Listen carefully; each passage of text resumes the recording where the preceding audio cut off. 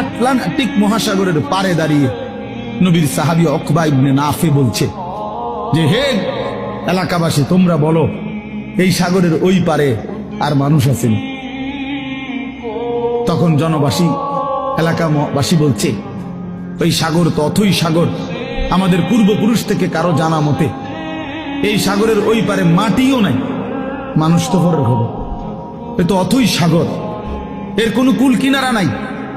হযরত উকবা ইবনে নাফি 22 বছর বয়স্ক সাহাবী, পুরো আফ্রিকা বিজয় করে এই আটলান্টিক মহাসাগরের পারে দাঁড়িয়ে নিজের ঘোড়ার 2 পাও ভিজাইছে, ঘোড়ার পাও পানি, সাগরের পানিতে ভিজাইয়া এরপরে আল্লাহকে বলছে, আল্লাহ, তোমার বান্দারা সাক্ষী দিছে সাগরের ওই পারে নাকি কোনো মানুষ নাই, এই জন্য আমি থেমে গেলাম।